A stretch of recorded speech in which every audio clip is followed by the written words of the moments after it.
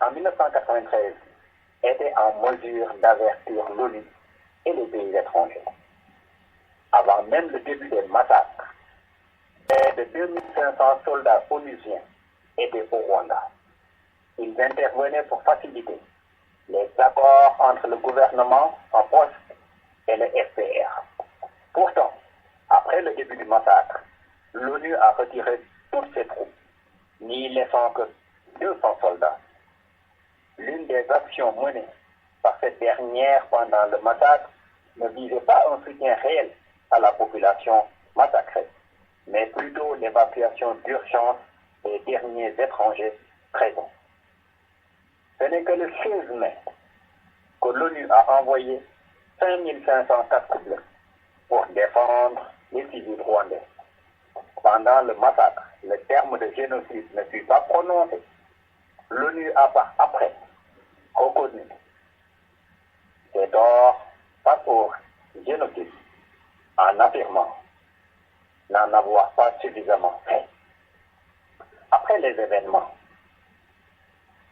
la France fut également accusée d'avoir aidé à la préparation du génocide en collaborant avec le gouvernement rwandais de l'époque, en favorisant l'armement et l'entraînement des troupes rwandaises.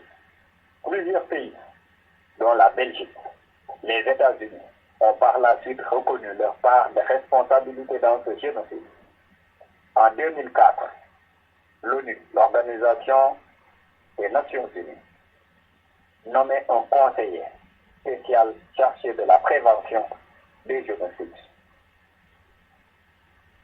Toutes ces morts auraient pu être évitées si la réaction de la communauté internationale avait été beaucoup plus rapide. Et si l'intérêt, bien sûr, pour sauver les populations ou la population rwandaise avait été plus grand, tout ceci ne serait pas arrivé. Mais le général Dallaire, commandant des casques bleus, a dit lors d'une conférence de presse plus tard à Paris que le monde, je le cite, ne voulait rien savoir du Rwanda. Les Rwandais ne comptent pas dans les enceintes où les grands de ce monde prennent les décisions. Chacun se souvient de la centaine de morts victimes d'un bombardement sur un marché de Sarajevo. Mais les 800 000 morts tout de suite sont presque oubliés aujourd'hui. Il y a ceux qui comptent, les Yougoslaves, blancs, européens, et ceux qui ne comptent pas, les Noirs, en plein cœur de l'Afrique. Fin de citation. Il y a quelques jours de cela, la France a décidé de déclassifier ces documents relatifs à ce génocide rwandais. En décidant de signer la décision de déclassifier les documents émis entre 1990 et 1994 par la présidence de la République relatifs à ce génocide. Ce décret, cette décision a été signée par le président François Hollande. Il s'agit, d'après le communiqué, d'archives émanant des conseillers et militaires du président François Mitterrand et également des comptes rendus du Conseil restreint de défense.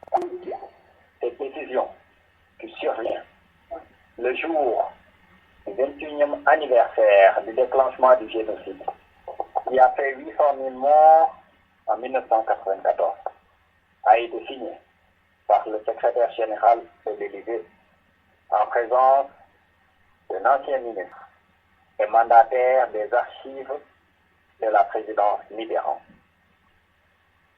Le président Hollande avait annoncé, il y a un an de cela, que la France devait faire preuve de transparence et faciliter le travail de mémoire sur cette période sans que cette décision ne soit rendue publique.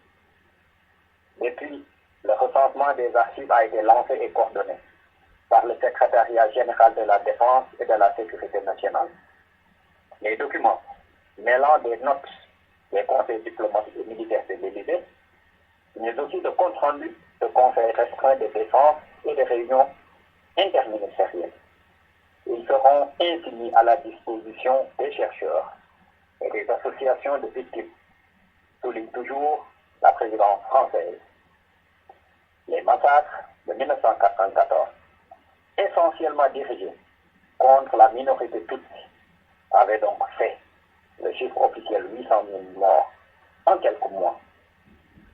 Le pouvoir rwandais a plusieurs fois accusé Paris d'avoir été complice de ce génocide des Tutsis, à travers notamment son opération turquoise lancée en juin 1994, officiellement avec un objectif humanitaire. Le rôle de la France pourra être éclairé. Les victimes espèrent notamment que ces archives permettront à faire la lumière sur le rôle de la France lors de cette période. Elle est régulièrement accusée, notamment d'avoir soutenu ce qui sont appelés les génocidaires à travers diverses opérations militaires. Une de ces opérations porte le nom turquoise, autorisée par l'ONU le 22 juin 1994 avec un objectif humanitaire.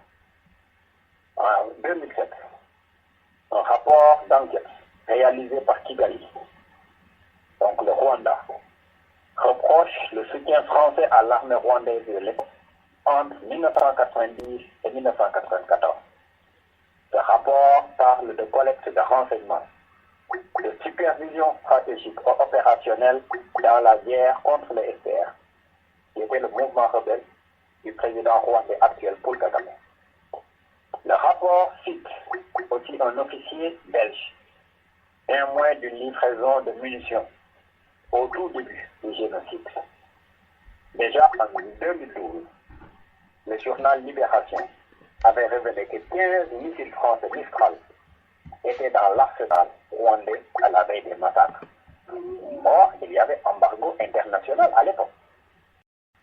Sur la complicité, le rapport reproche une collaboration manifeste de Paris avec le gouvernement intérimaire de l'époque, avec la réception de hauts responsables à Paris, fin avril 1994, alors qu'on était en plein massacre. Les questions examinées par une mission parlementaire française en 1998, elle estime que les livraisons d'armes n'avaient pas été démontrées. Par contre, cette mission s'interroge sur la proximité entre Paris et le régime rwandais, sur le renforcement de la présence militaire française alors que les rebelles du FDR étaient en train de gagner sur le terrain. Sur cette complicité présumée, le général Lafourcade, l'ancien commandant de Turquoise, parle lui de légende et de fausses vérités. Cependant, d'autres déclassifications sont possibles, car plusieurs défenseurs des droits de l'homme espèrent en apprendre plus sur le rôle du controversé de la France à cette époque. Or, comme il y a déjà des archives qui ont été déclassifiées, il faudra voir si ces décisions donnent accès à de nouveaux éléments. De toute façon, pour certains, ce n'est pas suffisamment. L'association Survie réclame la déclassification de documents plus sensibles, notamment ceux demandés par le juge d'instruction français. D'abord concernant les accusations contre les militaires français de l'opération turquoise, mais aussi sur le fameux attentat du 6 avril 1994 contre l'avion du président rwandais, Habyarimana, attaque considérée comme l'éclat, comme l'élément déclencheur du génocide.